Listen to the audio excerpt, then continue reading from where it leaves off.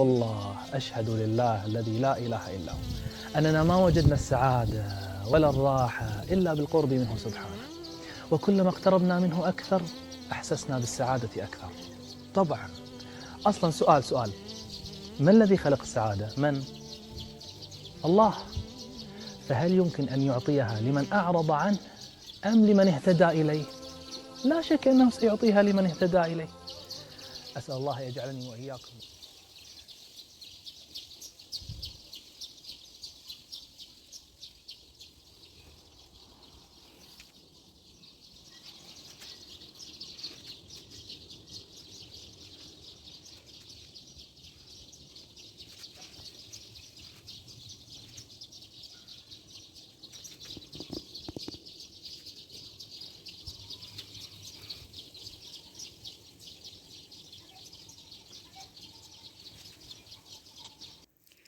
السلام عليكم. ازيكم يا حلوين عاملين ايه؟ وحشتوني جدا جدا من الفيديو اللي فات. لو انتي اول مره تشوفيني، انا ايمان ماهر فضلا وليس امرا. يا ريت تشتركي في القناه وتفعلي زر الجرس على الكل عشان يوصلك كل جديد عن القناه بتاعتنا، وتشوفي كل الحاجات الحلوه اللي بنعملها في القناه. ايه رايكم بقى في الدخله كانت الحلوه دي؟ المقدمه دي كانت جامده جدا، عجبتني قوي. بصوا، هو الروتين ده نازل لكم متاخر. الروتين ده بتاع يوم الجمعه. حلو، يعني المفروض ان هو بقاله يومين متصور، بس والله ما كنتش عارفه منتجه خالص. يعني كنت مشغوله في كذا حاجه كده في الشغل، فما كنتش عارفه اقعد امنتج الفيديو خالص. فكملته، يعني قعدت اعمله حته في حته كده لحد ما خلصته بقى عشان اعرف انزله لكم. المهم الحمد لله يعني. المقدمه دي كانت وقت الفجريه، يعني صليت الفجر وقريت القرآن. انا يعني اتعودت مؤخرا ان انا بعد كل صلاة فجر الحمد لله يعني بقرأ سورة ياسين كلها. فربنا يديمها نعم علينا كلنا يعني. بس فخلصت القراءة القرآن وصليت وكده، ورحت داخلة بقى وقفت في البلكونة شوية. كان صوت العصافير تحفة مع الجو بتاع الفجرية ده، عارفين اللي هو بعد الفجر على طول لسه الدنيا بتشقشق كده مع صوت عصافير. فكان الجو تحفة قوي في الوقفة بتاعت البلكونة، يعني كانت بجد مريحة نفسيا جدا. بس فقلت بقى في وسط الزرع وكده، قلت اصور الحاجة الحلوة دي مع حبايبي وانزلها لكم واشارككم فيها يعني.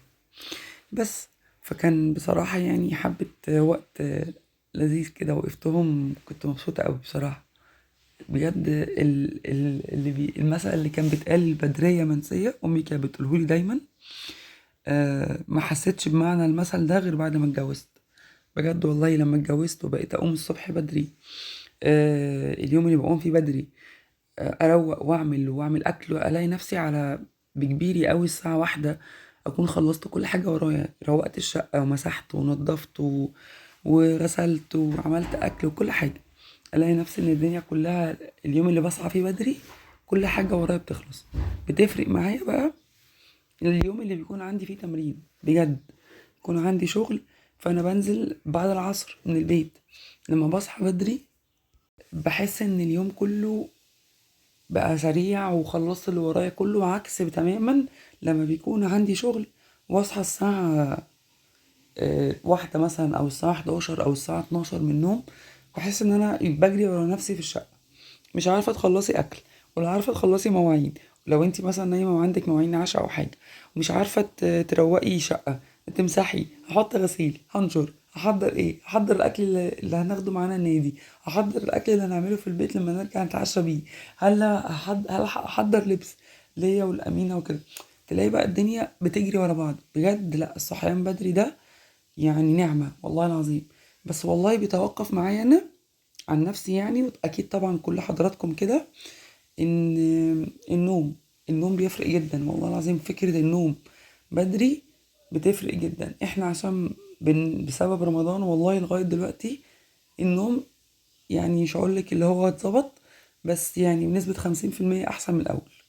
يعني لغاية لحد ما بدأنا ننام قبل الفجر، فاهمة؟ الحمد لله يعني. المهم صحيت بقى، صليت وخلصت الحاجة اللي وريتها لكم دي كلها، ماشي الفجر وكده. وبعد ما خلصت دخلت وقفت شويه في البلكونه، كان النهار بدأ يطلع.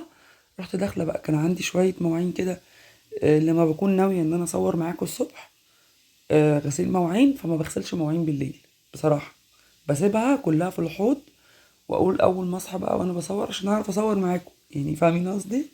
بس فدخلت صليت بقى وخلصت وكده، ورحت داخله على ايه، على المواعين. مسكت المطبخ بقى، ظبطت البوتاجاز وظبطها، هتشوفوا معايا دلوقتي. بس ايه رايكم في حبه الرغاوي والنظافه دي؟ اقسم بالله الرغاوي دي يعني بتشجع اي حد كسلان. الناس اللي بتحب الرغوه وبتحب غسيل المواعين بتشجع اي حد كسلان. بتستخدمي صابون ايه يا امان؟ بس ده كان صابون فيبا بالتفاح اللي انا حطيته ده، كان ازازه فيبا الصغيره اللي هي بالتفاح دي.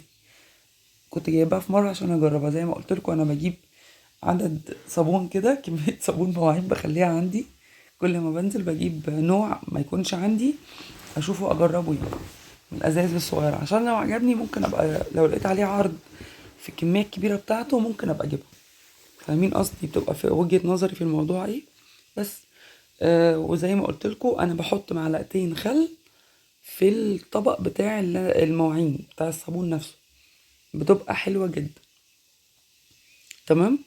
بس بصوا بقى الرغوي، والله العظيم وبجد في بدأ انا بحبه جدا. هو مشكلته معايا في ان هو بيبوظ الايدين. معذرة على صوت امينة ان هي دخلت عليا لقيتني طافية النور بتاع الأوضة وبسجل لكم الفيديو عشان ابعد عنها عشان الدوشة، فهي دخلت قالت لي طفيتي النور ليه يا ماما؟ فمعلش يعني تعودوا بقى على وجود أمينة معانا في الحاجات دي. آه كنت بقول لكم الصابون في بدا تحفه جدا وبيرغي وبينضف وريحته حلوه وكل حاجه فيه حلوه. العيب الوحيد بالنسبه لي هو صابون بتاع فيبا بيبوظ ايديا. بس يعني عايز طول ما انت بتغسلي تدهني ايدك بعد ما تغسلي فورا، هو الموضوع دي مشكله فيه بجد. المهم بس بص هو رغوته قد ايه والله، ومن كميه صغيره، هو حلو جدا وسعره حلو قوي. انا بقى جبت قبل بس ما اقول لكم انا جبت ايه، قولوا لي الزاوية بتاعة التصوير الفيديو من ناحية غسيل المواعين، الزاوية دي كويسة ولا لأ؟ طيب ولو هي كويسة هل السرعة كده أحسن ولا أرجع أقلل السرعة تاني؟ لأن في ناس عندها المقطع بتاع غسيل المواعين ده مهم جدا. معذرة أنا داخلة على دور برد فالدنيا بايظة خالص. ف قولولي لو عايزين أغير فيه حاجة قولولي. بس المهم انا بقى جربت جبت ايه يا امان، جبت انا يعني الفيديو ده انا نزلت جبت مشتريات الشهر، فانا يعني صورتها بس لسه ما اتمنتجتش، فمنتجها وانزلها لكم يا بكره يا بعده، مش عارفه لسه حسب ما هعرف انزلها. المهم فجبت فيها ايه بقى، جبت الجيركن بتاع صابون مواعين فيبا بلس. انا اول مره اجرب الجيركن. طب يا امان انت لسه قايله دلوقتي انا مش هجيب جيركن وانا مش هجيب كميه كبيره وانا مش مجربه الحاجه. لا انا جبت الازازه بتاعته الصغيره، جالي وهم منه فعليا ما عمليش حاجه في ايدي خالص. اللي هو في منه بامبا وفوشيا واخضر وازرق، التلاتة دول الاربعه دول تحفه تحفه تحفه فوق مما تتخيلوا. انا عجبني اكتر الاخضر، انا ما جربتش ولا ازرق ولا بامبا ولا حاجه. انا في ناس صحابي يعني اعرفهم جربوه البامبا وكده بيشكروا لي فيه جدا. هم بيشوفوا فيديوهاتي بقى، هم بيكتبوا في التعليق هم رايهم فيه ايه. انا عن نفسي لا، جبته الازازه الصغيره الخضراء، ريحته حلوه جدا وبيرغي بطريقه مريبه تحفه يعني، فلا عجبني قوي. المهم بصوا بقى هوريكم عامة يعني المشتريات، وهنتكلم بقى في الفيديو بتاع المشتريات في الحاجة اللي انا استخدمتها وكده في المنظفات او غيرها، وهقول لكم الوضع ماشي ازاي. ماشي. بصوا بقى انت استخدمتي ايه على البوتاجاز؟ انت ما عملتيش رغوة لان البوتاجاز بتاعي ما كانش متوسخ قوي، هو كان محتاج يتلمع بس مش اكتر. حلو. طيب رشيتي ايه؟ دي خلطة انا بعملها في البيت، انا كنت عاملاها على قناة من فترة كده كبيرة فما صورتهاش تاني معاكم. بس عامة الفترة الجاية انا محتاجة ان انا سنة عامة الفترة الجاية محتاجة ان انا اعملها تاني، فان شاء الله هعملها وهصورها تاني معاكم وايه وهوريكم. الخلطة دي جبارة جدا، مجرد ما هي بترش بتلمع الحاجة وبتنضفها وتشيل الدهون وكله، يعني جبارة بصراحة. هعملها معاكم، واللي هيرجع للفيديوهات انا كنت كاتبة في فيديو كده عنوان الفيديو ايه مش فاكرة، 50 يعني اللي هو باور 50 استخدام حاجة زي كده يعني. ليها كمية استخدامات الخلطة دي رهيبة. بس أنا عن نفسي بغسل بيها البوتاجاز، السيراميك اللي حوالين البوتاجاز. هي بديل ستريس وبديل فيبا وبديل الحاجات اللي هي الباور كده، دي بديل ليها حلو قوي وتعجبكم قوي. المهم خلصت بقى المواعين والمطبخ وظبطت والبوتاجاز وكده، رحت عامله لنفسي كوبايه نسكافيه جباره. الكوبايه دي اقسم بالله مش اي حد بيعرف يعملها. هعملها معاكم تاني في فيديو لوحده. حلو. في البيت الكوبايات دي في الكافيهات غاليه جدا جدا، تحفه. كوبايه نسكافيه كده روقت لي دماغي على الصبح. المهم هنا بقى كانت الساعة بقت مثلا 8 ولا حاجة عبال ما خلصت المطبخ وخلصت الدنيا. كنت طبخت كمان أكل بس أنا مصورتش معاكم بقى. كنت طبخت الأكل اللي أنا هناكله هنتغدى بيه قبل ما ننزل. حلو. فصليت بقى الضحى. كانت الشمس لسه ما طلعتش، كانت الساعة 8 تقريبا أو 9. فصليت الضحى بقى. حلو بجد يا جماعة، والله يوم الجمعة ده لما بصحى فيه بدري بيبقى اليوم مبروك بطريقة حلوة جدا. المهم خلصت صلاة ورحت عاملة ايه بقى، البلكونة عندي بقى متنضفة ومتظبطة وكل حاجة. البلكونة بقى متظبطة وكده والدنيا فل قوي والمنظر. بص بقى كانت الشمس طلعت هنا، كانت الساعة خلاص 9 كده ولا حاجة ولا 10 الصبح. رحت داخلة بقى صليت وقعدت اقرا بقى سورة الكهف قبل صلاة الظهر. بصوا يعني انا كنت مبسوطة قوي لاني امينة نايمة وسامر نايم والدنيا هس هس، مفيش حد مفيش دوشة حوالين منك. خلصتي اكلك، روقتي مطبخك، صبنتي، نظفتي، قريتي قرآن وصليتي، كل حاجة عملتيها في ساعتين 3. وتحس ان الساعة اصلا يعني بمقام ساعتين الصبح بدري دي، والله العظيم في بركة كده غير طبيعية. ويوم الجمعة اصلا بحس ان هو مبروك اكتر. بس فصليت بقى وقريت سورة البقرة الكهف وخلصنا وسامر بقى بعديها صحيته وصلينا وكده، صلى الظهر ونزلنا. رحنا بقى ايه، كان عندنا تمرين على الساعة 4 كده. فالكلام ده بقى كان متصور على مدار اليوم. حلو. كلنا ولبسنا واتغدينا وكل حاجة. المهم نزلنا رحنا شغلنا.